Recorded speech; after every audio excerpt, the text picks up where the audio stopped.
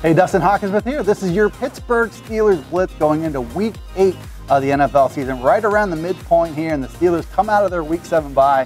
The best possible outcome for them. The Ravens, Bengals, and Browns all lose in the AFC North. They go into the week 3-2-1 in third place. They come out of the week still 3-2-1 in first place in the AFC North. Big matchup coming up against the Cleveland Browns. To get them at home this time around after playing them to a 21-21 tie all the way back in Week 1. Looking back at the Steelers' bye week, Le'Veon Bell, still a big storyline here for the Steelers. The bye was supposed to be a time that maybe Le'Veon Bell would end his holdout and come back. We still don't know any more now than we did going into the bye week, which is to say we know nothing. The Steelers haven't heard much. It's been quiet on that front. No expectation right now when Le'Veon Bell ends his holdout. Still in pretty good shape with the way James Conner has been playing, but it's still a storyline that follows them out of the bye into this matchup against the Browns. The trade deadline got a little bit exciting, I guess, on Twitter for a moment for the Steelers. Patrick Peterson, the Arizona Cardinals cornerback, was briefly supposed to be put on the market.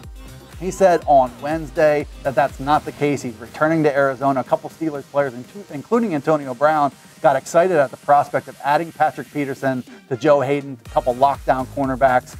Antonio Brown pretty sure that the Steelers would win a championship if that was the case, but for now, looks like that's not going to happen. So now we're talking hypotheticals, and Mike Tomlin doesn't want any part of hypotheticals, he said this week. A couple notable Steelers go into their bye with wins in 3 out of 4 games, scored 28 or more points in all 3 of their wins and in 4 of 6 games overall. Number 5 total offense, number 5 scoring offense, and number 2 passing offense in the NFL. They are scoring points. They are moving the ball. Will be a factor against the Cleveland Browns. Finding their stride, maybe on the defensive side of the ball. Joe Hayden in back-to-back weeks has done a terrific job shadowing the other team's best wide receiver. We'll see if that trend continues against Cleveland. Then they got the Ravens after that. We'll start to know more truly about where the Steelers stack up in the AFC North. All right, the Browns, the next team up on the Steelers' schedule for Week 8 is rematch time, 21-21, a surprising tie to start the season. I don't think we anticipated just how many ties there would be in the NFL at that point in time. The Steelers outgained the Cleveland Browns, were probably the better team in that game, but 12 penalties, 6 turnovers worked against them. It was both their undoing. Both these teams got 4 possessions in overtime. Both these teams missed field goals in overtime, ended up with a 21-21 tie. Tyrod Taylor, a big factor back then, no longer the Browns starting quarterback. That's something to watch going into this matchup as well. The Browns defense, not a pushover anymore. 6 takeaways against the Steelers in Week 1. They lead the NFL with 20 takeaways overall, lead the NFL with a +10 turnover margin. Those 6 takeaways played a big part in that, but it's a team that generates pressure.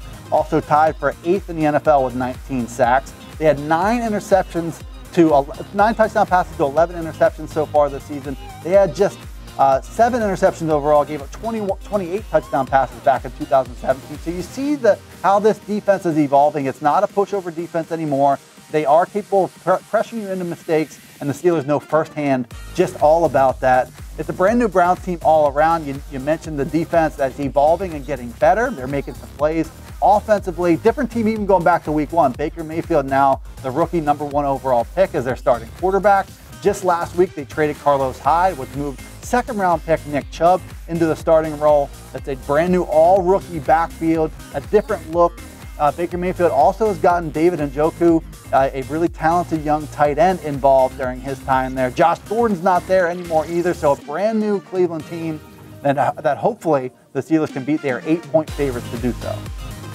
All right, matchups and items to watch for Browns Steelers in Week 8. I think the first thing on anybody's list, win the turnover battle. The Steelers are too good and too deep to not beat this Cleveland Browns team if they don't beat themselves. 6 turnovers again in Week 1 is something they'll be talking about a lot, I'm sure, on the TV broadcast.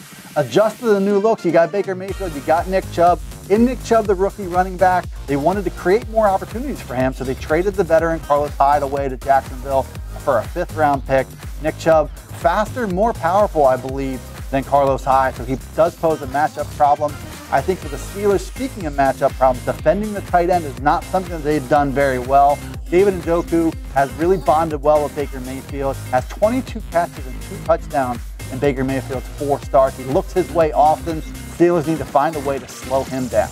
All right, Penn Live beat reporter Jacob Klinger joins us now to give his take on the matchup and a prediction for this game, maybe a familiar result. Vontaze Burfict was last seen by most Steelers fans lying on the Paul Brown Stadium turf as Juju Smith-Schuster celebrated having hit the Bengals linebacker. Burfict suffered a concussion in that game. This was the same matchup in which Ryan Shazier suffered a spinal cord injury.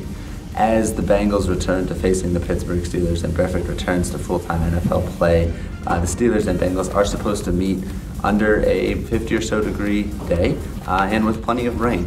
I don't expect this to be a high-scoring affair. Mike Tomlin said he expects Vontaze Burfict, who's become infamous in the Steelers locker room, to play full-time, every snap on defense. I expect a pretty low-scoring game to be one that the Steelers win 9-6. All right, thank you, Jake. But I see this one a little bit differently. I think the Steelers are finding their stride. I think the Browns are maybe a little bit lost. They're in the weeds a little bit, trying to figure out how to get out of it. Doing it with a rookie quarterback. I think they're heading in different directions. I've got the Steelers winning this one, getting the turnovers under control, and winning it 28-17, covering the point spread and winning outright at home. That's what I've got. What do you got? Leave us a comment here in the comments section, and be sure to subscribe to Penn Live's YouTube channel and join us at PennLive.com for all kinds of terrific Steelers coverage.